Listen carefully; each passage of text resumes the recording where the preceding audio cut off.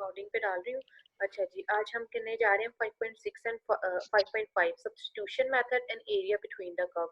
First of all वो 5.5 में क्या करता है, substitution method for indefinite integral. आप लोग मुझे बताओगे प्लीज कि इनडेफिनिट इंटीग्रल क्या था और डेफिनिट इंटीग्रल।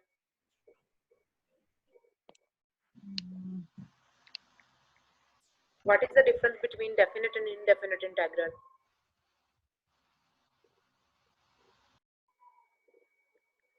कोई एक स्टूडेंट जिसने पढ़ा हो, रिवाइज किया हो पिछला वाला क्लास। नहीं लिख दिया, लेक्चर नहीं रिवाइज किया था? वैद आपने भी नहीं किया? मैम मेरे ख्याल से जिनमें ऊपर वैल्यूज डिफाइन की गई होती हैं, एक वो लगा के इंटीग्रल, तो उसको कहते हैं। मैम जिसकी लिमिट डिफाइन हो वो डेफिनेट होता है, और हाँ जिसकी बिल्कुल लिमिट परफेक्ट डिफाइन ना यस हो वो मैम। इनडेफिनेट होता है। इनडेफिनिट इंटीग्रल क्या था आपके पास, वो यहाँ पे रिकॉल करा रहा है लास्ट वाले लेक्चर का कि इनडेफिनिट इंटीग्रल कौन से वाला है जिसमें आपने क्या करना है कि लिमिट्स नहीं गिवन जब आपके पास इंटीग्रेशन, ठीक है। इंटीग्रेशन में अगर जब आपके पास लिमिट नहीं गिवन थी तो इसमें से किसी एक का जब आप देते हो तो एंटी डेरिवेटिव कहा था, और जब आपने उस फंक्शन में एक प्लस सी लिख दिया कि सारी की सारी वैल्यूज आपने इंक्लूड करा दी कि डिफरेंट कांस्टेंट ऐड करने से आपके पास डिफरेंट एंटी डेरिवेटिव बन जाता है। तो प्लस सी, जनरली जब सी लिखा तो all collection of anti derivatives बन गई। तो all collection of anti derivatives जब आपके पास लिमिट नहीं लगी हुई तो उसको हम इंडेफिनिट इंटीग्रल कहते हैं। Indefinite, yes ma'am. इंडेफिनिट, और अगर लिमिट आ जाती तो फिर हम उसको क्या कहते हैं, डेफिनिट इंटीग्रल। ठीक है, अब इनडेफिनिट इंटीग्रल पे वो सब्स्टिट्यूशन रूल बताने लगा है। किस तरह से है रूल, आप देख लो। रूल क्या है कि f इज अ फंक्शन, यहाँ ये फैक्टर आपने फोकस करना है, f is a function of g of x। और किस तरह से है कि अगर जो फंक्शन है g ऑफ x का, तो इनसाइड जो भी फंक्शन पड़ा हुआ है अगर उसका उसका आप डेरिवेटिव लेते हो और वो डेरिवेटिव उसका बाहर आपके पास पड़ा हुआ है और देन इस तरह का फैक्टर की आपको इंटीग्रेशन करनी है, सो सिंपली आपको क्या करना है, आप सब्स्टिट्यूट कर सकते हो। क्या करोगे सब्स्टिट्यूट, कि ये जो इनसाइड फंक्शन है उसको आप सब्स्टिट्यूट कर दो u के इक्वल पुट करोगे तो ये जो g डैश ऑफ x जो डेरिवेटिव है और dx है वो किसके इक्वल बन जाएगा, du के इक्वल। तो सिंपली आपके पास फंक्शन बन जाएगा जिसकी अब आपको f in term of u और जिसकी आपको क्या करना है, इंटीग्रेशन करनी है। एग्जाम्पल देखो जरा पहले, फिर उस दोबारा इसी चीज स्टेटमेंट पे आते हैं कि किस टाइप की बात को कह रहा है इंडेफिनिट इंटीग्रल। जैसे ये देखो एग्जाम्पल 1 है आपके पास, यहाँ पे फंक्शन है f ऑफ x। क्या है फंक्शन आपका है x क्यूब प्लस x, जिसकी टोटल पावर क्या है 5। अगर आप देखो कि ये जो टोटल पावर 5 है उसके इनसाइड जो पड़ा हुआ है फंक्शन, उसका डेरिवेटिव अगर लो तो ये साथ नहीं पड़ा हुआ factor 3x plus x square का प्लस, डेरिवेटिव क्या यस बनेगा, 3x yes square madam. Plus 1। तो ये वाला भी जो रूल ऊपर पड़ा है क्या फॉर्म बन गई कि अगर f is a function of g of x, so here what is the g of x, here g of x is x cube plus x, और साथ में क्या चीज है, साथ में g डैश ऑफ x भी पड़ा हुआ है। यस। तो तब उस केस में आप क्या करते हो, सब्स्टिट्यूशन कर सकते हो। क्या सब्स्टिट्यूशन करोगे, जो इनसाइड फंक्शन है, इनसाइड ब्रैकेट के अंदर जो भी फंक्शन है जिसकी पावर टोटल 5 है, टोटल पावर 5 के साथ f है, f थ्रू डिफाइन है g ऑफ x के। जो इनसाइड फंक्शन है उसका बाहर क्या पड़ा हुआ है, डेरिवेटिव पड़ा हुआ है। तो अब हम क्या सब्स्टिट्यूट कर सकते हैं, जो इनसाइड फंक्शन पड़ा हुआ है उसको लेट से हम u रख लेते हैं। अगर इसको u रखोगे तो इस u का डेरिवेटिव इसके इक्वल आ जाएगा 3x स्क्वायर प्लस 1 के, और साथ में dx भी है तो वो चीज को आपने क्या कर दोगे, du के इक्वल। और देन फंक्शन सिंपल बन जाएगा आपके पास पावर रूल, u की पावर 5 du बन जाएगा, और फिर आप उस पर पावर लगा के इंटीग्रेशन कर लोगे। ये सेकेंड ईयर में आप करते होते थे, उसी चीज को हम क्या करेंगे, चीजें रिकॉल ही बेसिकली यहाँ पे हो रही हैं, तो वहां पे मोर डिटेल में सेकेंड ईयर में आपने पढ़ा था। अब यहाँ पे मैंने उसका कुछ पोर्शन डाला है, ठीक है। u क्या है, x का क्यूब प्लस x, क्योंकि वहां पे हमने ग्राफिकल पॉइंट ऑफ व्यू से नहीं किया था या उनकी एप्लीकेशंस नहीं की थी इंटीग्रेशन की, यहाँ पे हम एप्लीकेशंस भी करेंगे। जैसे प्रीवियस वाले क्लास में हमने किया था कि एरिया आपका enclose by x axis and one curve था, अब यहाँ पे 2 डिफरेंट कर्व आ जाएगा जो कि नेक्स्ट टॉपिक है 5.6, ठीक है। अब क्या चीज है, यहाँ पे आपने सब्स्टिट्यूट किया u is equal to x cube plus x, यहाँ से अब क्या आएगा, आपने या तो इसको डी यू के इस तरह से लिख दो, या जैसे आप यूज टू होते हो हम किस तरह से लिखते हैं इसको, इस पैटर्न पे भी लिख सकते हो कि differentiating both side with respect to x, तो ये क्या आ जाएगा d u over d x equal किसके आ जाएगा 3x स्क्वायर प्लस 1। अब हमें फैक्टर क्या चाहिए, हमें चाहिए पूरी वैल्यू इस फैक्टर की और साथ में पड़ा हुआ है dx भी।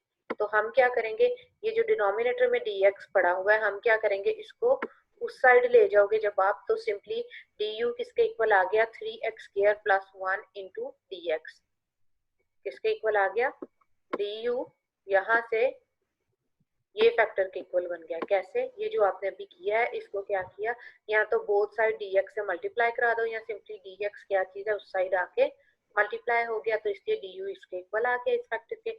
तो अब इस स्टेप को जब आपने सब्स्टिट्यूट किया तो क्या चीज आ जाएगा, इनसाइड u की जगह ये फैक्टर पुट हुआ, तो u की पावर 5 और ये पूरे का पूरा फैक्टर किसके इक्वल आ गया du के इक्वल।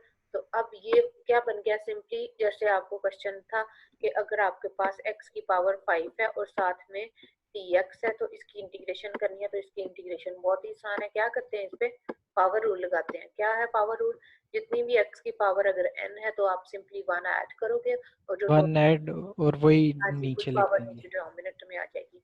तो 5 और क्या होता है यहाँ पे प्लस हम स्क्वायर का इंटीग्रेट जैसे, हाँ जी मैम जैसे x की पावर का वो इंटीग्रेट हाँ जी लेते हैं मैम, वैसे ही है बिल्कुल। वैसे ही है बिल्कुल, हाँ जी, बस एक्स्ट्रा क्या हुआ है सब्स्टिट्यूशन हुई है। तो u की पावर 5 की इंटीग्रेशन क्या होगी, u की पावर 6 प्लस 6 ओवर 6 प्लस क्या आएगा, क्योंकि अब इंडेफिनिट इंटेग्रल है। जब अगर यही क्वेश्चन अगर एज अ डेफिनेट इंटेग्रल आ जाता है, लेट्स से आपको लिमिट भी दी होती 1 to 2, तो क्या करते आप, तो इसको अभी प्लस ही लिखा है ना, प्लस ही लिखने की बजाय आप क्या करते, u की पावर 6 ओवर 6 आ गया था आंसर, इसमें आपने क्या किया वापस u की वैल्यू डाल दी जो भी ऊपर आपने ली हुई थी। इस वाले क्वेश्चन के अकॉर्डिंग ये थी u की value x cube plus x, तो ये डाली। डालने के बाद अगर ये क्वेश्चन डेफिनेट इंटीग्रल का होता, लेट्स से 1 to 2 होती लिमिट, तो ये आप इस केस में फिर c नहीं था आपने लगाना, क्या करना था फिर यहाँ पे आप वापस लिमिट लगाते x की बैक सब्स्टिट्यूशन करने के बाद, ठीक है। सब्स्टिट्यूट ये स्टेप करने के बाद आप फिर क्या करोगे, आप x की वैल्यू डाल दो कि x की वैल्यू 1 से 2 है, तो upper limit minus lower limit करते, तो अब आपके पास ये डेफिनेट इंटीग्रल के साथ भी सब्स्टिट्यूशन का सेम पैटर्न से चलना था, बस फंडामेंटल थ्योरम ऑफ कैलकुलस करना है। क्या कहता है fundamental theorem of calculus, previous class में कराया था कि upper limit minus lower limit आपके पास इंटीग्रेशन में आ जाती है। Is that clear? Yes ma'am. Any confusion? Ma'am इसके जब मैम ये डेफिनेट करते हैं इसको हम, तो upper lower upper minus lower limit, तो ये किस तरह इसका क्या बन जाएगा, प्लस सी की जगह क्या होगा? प्लस सी आपने फिर नहीं ना डालना होता, कांस्टेंट की वैल्यू नहीं लगती, सी जब भी आप डालते हो तब डालते हो जब लिमिट्स नहीं गिवन होती, तो एंड में आप प्लस सी लिख देते हो। जब आपके पास लिमिट्स दी होती हैं तो प्लस सी नहीं लगाते, सिंपली आप क्या करते हो, अपर इस वाले स्टेप पे आपने फंडामेंटल थ्योरम ऑफ कैलकुलस लगाना है। वो क्या था fundamental of theorem of calculus कि अगर आपके पास x की लिमिट दी हुई है a टू b और f ऑफ x की आपको क्या करनी है integration. So fundamental theorem of calculus ये था, लास्ट वाले क्लास में कराया था, dx अगर लेट्स से इसकी इंटीग्रेशन को आंसर को हम कैपिटल f ऑफ x के कर रहे हैं रिप्रेजेंट, तो कैपिटल f ऑफ x इस केस में कैपिटल f ऑफ x क्या आया होगा, x का क्यूब प्लस x की पावर 6 ओवर 6, ये है इस केस में f ऑफ x। और उसके बाद आपने क्या करना होता है, इस f ऑफ x में पुट करनी होती है upper limit minus lower limit. x की वैल्यू एक दफा आप सब्स्टिट्यूट करोगे b, देन आप सब्स्टिट्यूट करोगे माइनस के साथ a, तो इस पे जब आप लगाओगे तो जब आपने इसमें क्या करना है, अब लेट्स से अगर इसको हमने f ऑफ x का कंसीडर कर लिया, तो अब इसमें ये पुट होगा f of 2 minus f of 1। अब f ऑफ 2 और f ऑफ 1 किस तरह से कैलकुलेट होगा, जैसे सेम फंक्शनल वैल्यू कैलकुलेट होती है। f ऑफ 2 का मतलब ये है कि जहां जहां x है वहां 2 x है वहां 2 पुट कर दें, और यस। जो भी आंसर आएगा उसको सिंपलीफाई कर लो, माइनस जहां जहां x है वहां 1 पुट कर दो, तो f ऑफ 1 आ जाएगा। तो 1 प्लस 1 2 हो गया, 2 की पावर 6 है, नीचे 6 है। इसी तरह से जब आप 2 डालोगे तो 2 का क्यूब प्लस 2 और overall 6 power and divide by 6 को आप कैलकुलेटर से कैलकुलेट करके फिर उस केस में आप ये जो प्लस सी लिखा होता है वो नहीं लगाते, ठीक है। Yes ma'am. ओके जी, किसी और को कोई कंफ्यूजन है? मैम ये एक्स क्यूब प्लस एक्स है ये वाला। मैम ये हम इधर डायरेक्ट यहाँ पे नहीं लिख सकते, इधर यू की जगह? इधर u की जगह क्या कर सकते हैं? मैम ये यहाँ पे हमने u लिखा है तो हम इसे डायरेक्ट नहीं लिख सकते आप u डायरेक्ट की जगह? आप ये कह रहे हो कि इंटीग्रेशन आप डायरेक्ट ही है ये लगा लो इंटीग्रेशन। यस मैम, इधर आके भी तो इसकी वैल्यू डाली है हमने। इसकी वैल्यू इधर आके भी डाली है ना, तो अगर यस मैम। आप इस तरह से करना चाहते हो तो यहाँ पे जस्ट वो रिजल्ट लिखना पड़ेगा। इनफ अगर आपकी प्रैक्टिस है तो डायरेक्ट आप यहाँ पे ऊपर वाला जो रिजल्ट है ये वाला रिजल्ट लिखो कि ये f पड़ा है, साथ में g of x g dash of x पड़ा हुआ है, तो इसलिए इसकी integration simply f of u के ही इक्वल है, इसलिए आप डायरेक्ट भी इसकी इंटीग्रेशन कर सकते हो। मैं अगर करती तो मैंने ये बीच के ये जो 2 स्टेप्स हैं ये मैंने नहीं थे करने, ठीक है, क्योंकि मैं रिजल्ट लगाती और रिजल्ट लगाने के बाद लिख देती कि since g of x g dash of x यहाँ साथ पड़ा हुआ है, तो g डैश ऑफ x है, तो इसकी इंटीग्रेशन क्या होगी, सिंपली दिस फंक्शन की power plus 1 divided by 6 power, तो कि ये आंसर आया होगा। Yes ma'am. तो आंसर आना चाहिए सेम इस तरह से भी आप यूज टू। अब जैसे ये नेक्स्ट वाला क्वेश्चन आ गया, नेक्स्ट वाला अगर क्वेश्चन है तो इसका अगर आप देखो तो इसका अगर हम ये देखें कि आपके पास f ऑफ x की टोटल पावर क्या है 1/2, ठीक है, तो अब इस केस में 2x प्लस 1 है, 2x प्लस 1 इनसाइड फंक्शन पड़ा है, 2x प्लस 1 का अगर आप एज अ u कंसीडर करोगे तो u अगर आप इसको ले लेते हो 2x प्लस 1 को, तो 2x प्लस 1 का डेरिवेटिव क्या बनेगा? मैम 2 आ जाएगा। du करना था ना कैलकुलेट, du कैलकुलेट किया तो du किसके इक्वल आ जाएगा, इसका डेरिवेटिव लिया जस्ट 2 आया और इधर से डिवाइडेड बाय dx था वो इधर आ गया। Yes ma'am. अब इस केस में हाँ वो इस केस में आपके पास एक तो वे ये है कि आप यहाँ से इसको इधर ले आओ तो आप कहो कि dx किसके इक्वल है 1/2 du। यहाँ अदर ऑप्शन ये होता था कि जो आपके पास डेरिवेटिव बन रहा होता है उससे आप क्वेश्चन सॉल्व करने से उसको करते हुए 2 से मल्टीप्लाई भी करवा दो और 2 से डिवाइड कर दें, डिवाइड भी करा दो। अब जिस पैटर्न से आप सेकंड ईयर में आप ऐसे करते होते थे कि आप मल्टीप्लाई भी करा देते थे, डिवाइड भी करा देते थे, तो अब आप जिस पैटर्न से यूज टू आप उसको उसके अकॉर्डिंग सॉल्व कर लो, ठीक है। ये इसका मैंने सोल्यूशन ही डाला बुक पे हुआ है, अब ये खुद करोगे आप, हो जाएगा ये? यस मैम हो जाएगा। ओके जी, क्या होगा, ये u है तो u की पावर क्या बन गई, u की पावर 1/2 है, तो u की पावर 1/2 पे अगेन पावर रूल ही लगेगी, 1/2 में 1 ऐड हुआ 3/2 बन गया और डिनोमिनेटर में भी उसे डिवाइड कर दिया 3/2 आ गया और वापस बैक सब्स्टिट्यूशन आपने एंड में u की कर देनी है। डन हो गया? Yes ma'am. बाकी सबको समझ आ रही है? Yes ma'am. ओके जी, नेक्स्ट क्या चीज है? Yes ma'am. ओके जी, नेक्स्ट क्या है, second square 5t plus 1 into 5। अब ये है कि आपको सेकंड और इंटीग्रेशन के फार्मूलाज याद करने पड़ेंगे, रिवाइज करने पड़ेंगे। आ रही है।